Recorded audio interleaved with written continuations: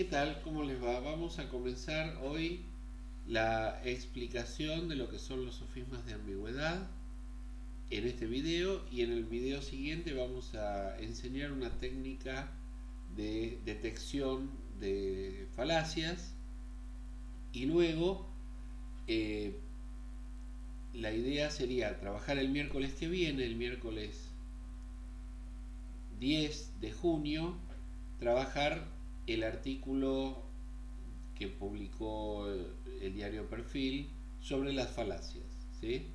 Con eso daríamos por concluida la parte de explicación y luego haríamos algunos ejercicios. Bueno, los sofismas de ambigüedad. ¿Qué quiere decir ambigüedad? Ambigüedad es un fenómeno de las palabras que consiste en tener por lo menos dos significados.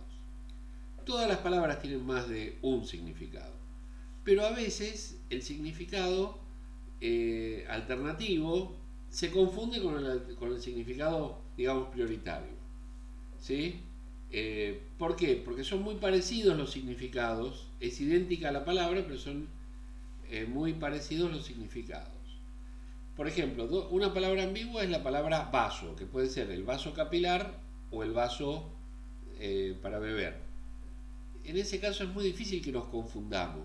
Si yo te digo que se rompió un vaso, entendés que se rompió un vaso de la cocina, no un vaso capilar. Pero podría ser, digamos, se rompen los vasos capilares.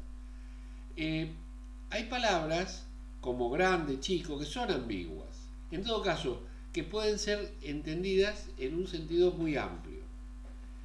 Por ejemplo, si yo te digo un elefante chico es un animal grande, vos entendés que se trata la palabra animal y la palabra chico en distintos, digamos, contextos. Chico para elefante se refiere al individuo, y animal es una palabra de especie, es una palabra que se refiere no a un individuo, como podría ser un animalito, sino a un conjunto específico de animales. Así, un mosquito es un animal chico, pero un mosquito grande sigue siendo un animal chico. ¿De acuerdo? Bueno, eh, se confunden en general las palabras cuando hay una clara intención de engaño, ¿sí? Si no, es muy difícil que se les pase a algunas personas esta falacia. Por eso la hemos dejado para el final, porque sin embargo funciona. Ya vamos a ver el miércoles vamos a ver algunas en un artículo de diario, ¿sí? En un artículo que se supone que ha sido editado, controlado por una serie de expertos en la comunicación. Dice así: si los sexos no son iguales, los derechos no pueden ser iguales. Bueno, acá se trata de la ambigüedad de la palabra igual, ¿sí? De la palabra iguales. Los sexos claramente no son iguales, porque si no hablaríamos de el sexo y no de los sexos. Los derechos no pueden ser iguales, se refiere a que no le corresponden. Entonces, la igualdad entre los sexos tiene que ver con una diferencia intrínseca en los distintos tipos. Ahora, la igualdad de los derechos no tiene que ver con una característica intrínseca, sino que tiene que ver con una distribución, con un acceso a los derechos. Acá confundimos dos ideas de igualdad, como semejanza biológica y, en este caso sería como desemejanza biológica, y como acepción jurídica. ¿Se entiende? Es decir, el sentido jurídico de la distribución de derechos. El término igualdad tiene la misma forma pero diferente significado. Acá no se trata del término igualdad, sino del término iguales. El defecto en estos razonamientos se limita al uso indiscriminado de términos que tienen más de un significado. Estos son los sofismas de ambigüedad. Tenemos cuatro formas: división, continuum, equívoco y composición. En el caso de los sofismas de división, se asocia indebidamente un atributo de la agrupación o clase de elementos con rasgos de los elementos individuales. un poco lo que pasaba con el animal grande y el animal chico.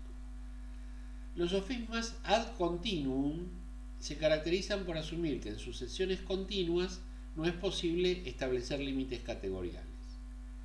Esto ustedes lo deben saber por geometría o por sistema métrico decimal. Hay magnitudes que son continuas, es decir, que entre dos unidades cualesquiera siempre es posible encontrar otra unidad. Y hay sistemas que son discretos, es decir, que entre una unidad y otra no hay nada, hay categorías. Bueno, el sofisma ad continuum supone la imposibilidad de establecer límites entre las categorías. Vamos a ver ejemplos, porque hay casos en los que no es posible establecer esos límites. En el caso de los sofismas de equívoco, ¿sí?, en un mismo razonamiento se utilizan términos homónimos, pero con significado diferente. En el caso de los sofismas de composición, se asocia indebidamente un atributo, ¿sí?, de los elementos individuales de una agrupación o clase con rasgos de esa agrupación. Es exactamente lo inverso de lo que pasa con la falacia o el sofisma de la división. Vamos a ver algunos ejemplos. División, ¿sí? Ha de ser un excelente atleta porque todos los que entran allí lo son. Bueno, ya sabemos que esto, o sea, todos los que entrenan en un gimnasio no tienen la misma característica. Por lo tanto, estamos atribuyendo al conjunto, mejor dicho, estamos atribuyendo al individuo características que pueden tener que ver con un conjunto bastante amplio de personas. Un buen jugador puede jugar en un mal equipo y un mal jugador puede jugar en un buen equipo. La falacia del continuum o ad continuum. Por ejemplo, la calvicie. Si a quien no es calvo se le arranca un pelo, evidentemente no queda calvo. Si se le quita a otro, tampoco. Y así, pelo a pelo, nunca será calvo. Sabemos, sin embargo, que hay un límite categorial. El límite está en la realidad.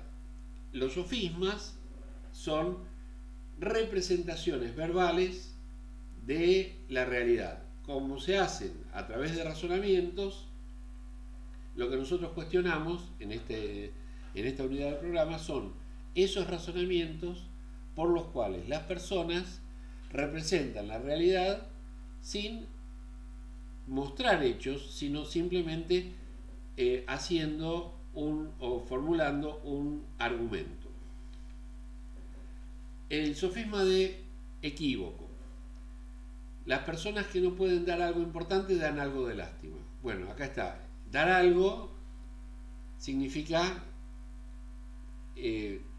algo material o algo espiritual, o en este caso dar algo de lástima significa provocar en otros cierta reacción. En este caso, dar algo importante y dar algo de lástima tiene la ambigüedad de la palabra dar, del verbo dar, que está usado en un sentido de otorgar y en otro caso de provocar.